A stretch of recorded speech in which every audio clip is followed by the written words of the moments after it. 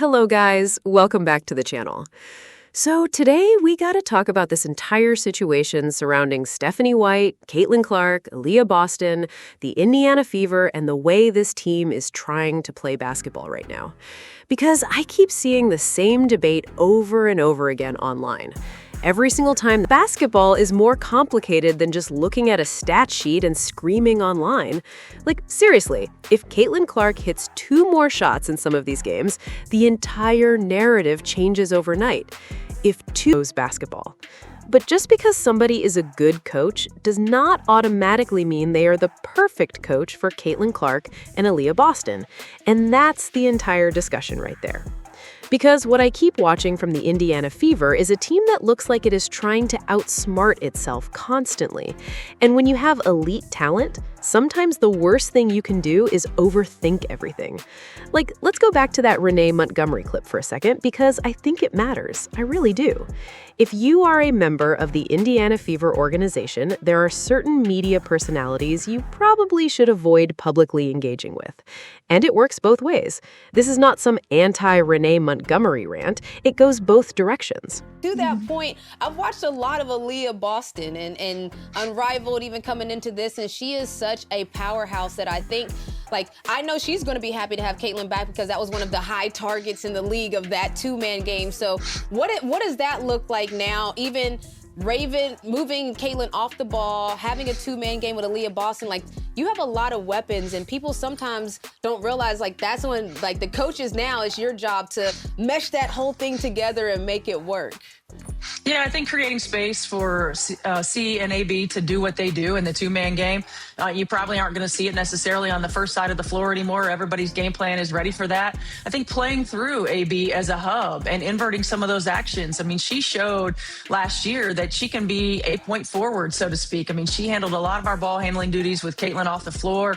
We want to play through her. We want those two to be able to play off of one another, but we also got to create space for Kelsey Mitchell. I mean, Kelsey Mitchell is an elite guard who can get her shot off at any time, who can get downhill, who can create matchup problems, who can create rotations to allow Aaliyah and Caitlin's job to. You probably shouldn't be publicly going back and forth with overly pro-Caitlin personalities either.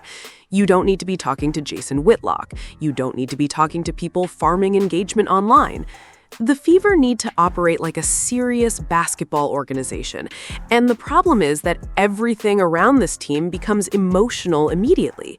Every discussion becomes a war. Every criticism becomes hate. Every compliment becomes agenda pushing. And because of that, nobody actually wants to discuss the basketball. So let's discuss the basketball. Stephanie White said something that honestly explains her entire philosophy as a coach. She basically talked about how teams are preparing for the Caitlin Clark and Aaliyah Boston pick and roll, so the Fever need counters, they need wrinkles, they need different actions, they need to evolve the offense. Now, on paper, that sounds smart. But here's the issue. When your greatest strength is unstoppable, why are you voluntarily moving away from it? That's the thing I keep coming back to. Everybody in the NBA knew what prime LeBron James wanted to do. Everybody knew Giannis Antetokounmpo wanted to get downhill. Everybody knew Stephen Curry wanted movement threes. Everybody knew Shaquille O'Neal wanted deep post position. The league knowing what you want to do is not the same thing as the league being able to stop it. And what made Caitlin Clark and Aaliyah Boston dangerous last season wasn't complexity. It was pressure. Constant pressure. Caitlin coming downhill off a screen forced defenses into impossible decisions. If defenders stepped under, she pulled up from 3. If they hedged too hard, Aaliyah Boston rolled into space. If they trapped Caitlin, somebody else got an open shot. If they switched, Caitlin attacked the mismatch. That action generated rhythm for everybody. Kelsey Mitchell got cleaner looks. Lexi Hull got cleaner looks. Sophie Cunningham got cleaner looks. Aaliyah Boston got easier touches. Everybody benefited. And now?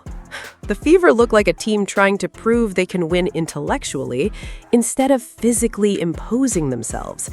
That's the difference. There are proactive coaches and there are reactive coaches.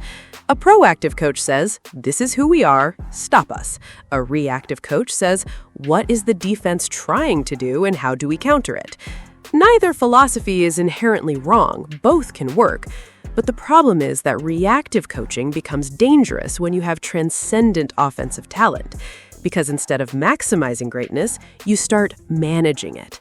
And I think that's exactly what's happening with Caitlin Clark.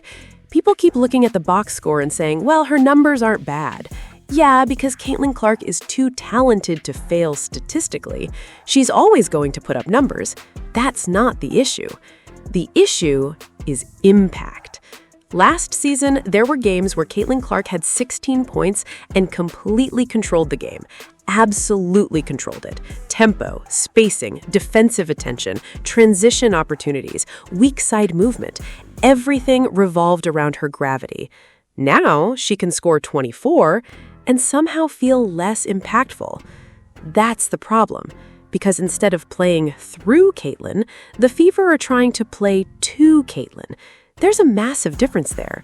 Playing through Caitlin means she manipulates the defense constantly. The offense breathes through her decisions. She creates movement, she creates confusion, she creates pace.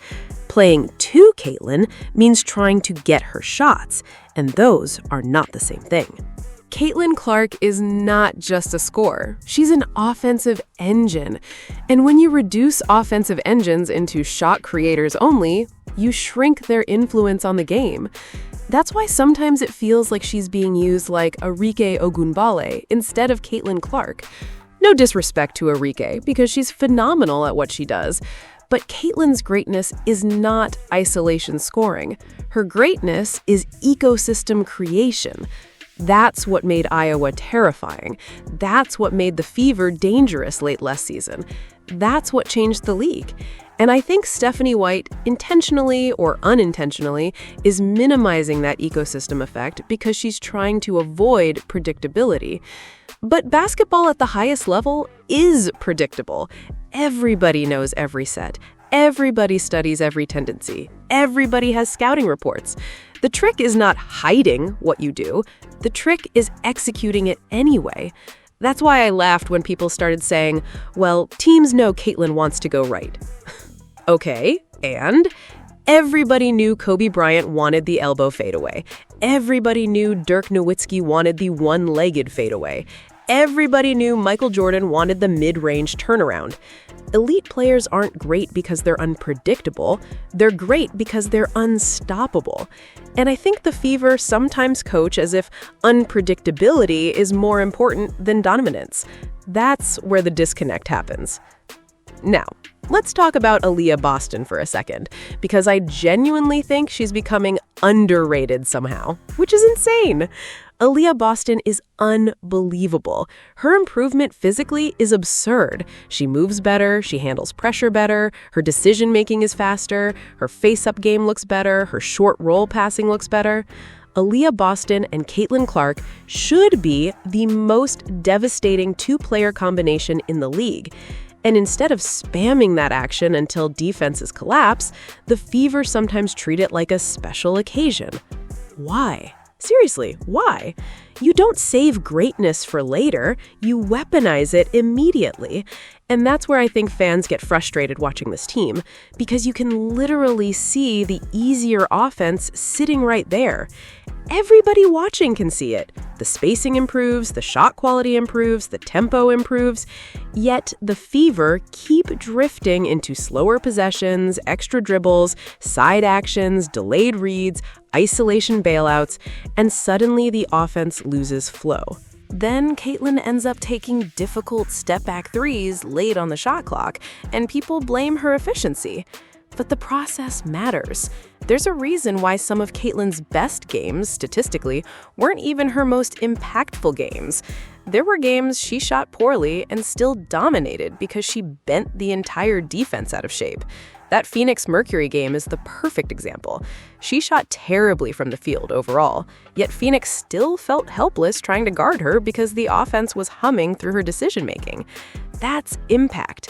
Impact is bigger than shooting percentages. And I think Stephanie White's system sometimes reduces Caitlin's value down to whether shots fall or not. That's dangerous, because now, when Caitlin misses shots, her entire performance looks worse than it actually is. Whereas before, even on rough shooting nights, she still controlled the game. And honestly, this whole thing reminds me of something from soccer, weirdly enough. Some managers want rigid structure. Every movement calculated, every pass controlled, every spacing assignment predetermined. Other managers trust genius. Caitlin Clark is basketball genius chaos. That's what makes her special. The fast hit-ahead passes, the transition pull-up threes, the quick drag screens, the spontaneous skips to the weak side, the manipulation of help defenders, that stuff cannot be overly sanitized. And I think sometimes the Fever are trying to sanitize her game. Now again, this is where people get emotional and start screaming, "You hate Steph White." No, absolutely not. Stephanie White is good enough to get hired immediately if Indiana fired her tomorrow. There are organizations that would love to have her. She prepares teams extremely well. She maximizes underdogs. She can absolutely steal games tactically. But there's a difference between coaching a good team and coaching a championship offense around a generational offensive creator. That's the challenge. Because if your offensive philosophy naturally suppresses the very thing that makes Caitlin Clark special, eventually friction happens. And honestly, we've already seen flashes of that. Late last season, there were moments where Caitlin clearly started taking more control offensively. The pace changed, the aggression changed, the reads changed, the team looked freer. That's not sabotage. That's not locker room drama. That's basketball players and coaches negotiating identity in real time. Great players do this constantly. Magic Johnson did it. Michael Jordan did it. LeBron James did it. Superstars eventually influence systems. That's normal. And people saying, "Oh, Caitlin doesn't want a coach killer reputation." Who cares? Seriously, great players and coaching adjustments have always been linked historically. Phil Jackson unlocked Michael Jordan differently than Doug Collins. Eric Spoelstra evolved around LeBron James. Steve Kerr changed the Warriors offensively. This stuff happens. Now, does that mean the Fever should fire Stephanie White tomorrow? Absolutely not. That would be ridiculous. This team still has time. Caitlin Clark is still young, Aaliyah Boston is still evolving, the roster still has talent, there is plenty of runway left here. But if this season ends and Indiana looks worse offensively than they did before, then difficult conversations are coming. That's reality. Because eventually, front offices have to decide, are we building around the coach's philosophy? Or are we building around the transcendent player? And that's where things get really interesting, because I genuinely believe the Fever front office loves Stephanie White. I think they trust her professionalism. I think they trust her basketball mind. I think they trust her stability. And honestly, there's value in that. A coach like Stephanie White probably guarantees competence. Your team probably won't completely collapse under her leadership. You'll probably win games. You'll probably stay respectable. But championship teams usually require more than competence. They require identity. And right now, I still don't know if the Fever fully understand their identity. Are they a structured half-court execution team, or are they a devastating transition pressure team built around Caitlin Clark's chaos generation? Because those are different things. And if you try blending both too carefully, sometimes you create a team that's decent at everything, but terrifying at nothing. That's my concern. Especially because the league is changing fast. Paige Beckers is coming. Angel Reese keeps improving. Ryan Howard is dangerous. Ajaya Wilson still exists. Brianna Stewart still exists. Nafisa Collier still exists. The WNBA is loaded. You cannot waste years trying to philosophically compromise your way into greatness. At some point, you need to decide exactly who you are and lean fully into it. And for me personally, if I have Caitlin Clark and Aaliyah Boston, I'm building an offense that attacks people relentlessly. Relentlessly. I want pace, I want drag screens, I want transition pressure, I want quick reads, I want early offense, I want constant defensive panic. Because when Caitlin Clark is comfortable and aggressive, the entire geometry of the court changes. That's her superpower. Not just scoring. geometry. And that's why I keep saying the box score doesn't tell the full story. You can look at 22 points and think she played amazing. You can look at 16 points and think she struggled. Meanwhile, the actual impact could be the exact opposite. Basketball is contextual, and right now I think Caitlin Clark is being asked to play in a way that minimizes some of her best instincts. Not because Stephanie White dislikes her, not because there's sabotage, not because there's locker room drama, but because philosophically, Stephanie White values controlled counters and tactical adjustments, while Caitlin Clark thrives in aggressive offensive freedom. That tension is real. And eventually, the Fever will have to figure out whether they can truly merge those philosophies long term. Maybe they can. Maybe they meet in the middle. Maybe Caitlin adapts more, maybe Steph White loosens things up, maybe the offense evolves beautifully by playoff time. That's possible. And honestly, I hope it happens, because this team should be incredible to watch. But if it doesn't happen, the Fever are eventually going to face a massive organizational decision, because you don't casually move on from a generational player. And you also don't casually move on from a respected coach.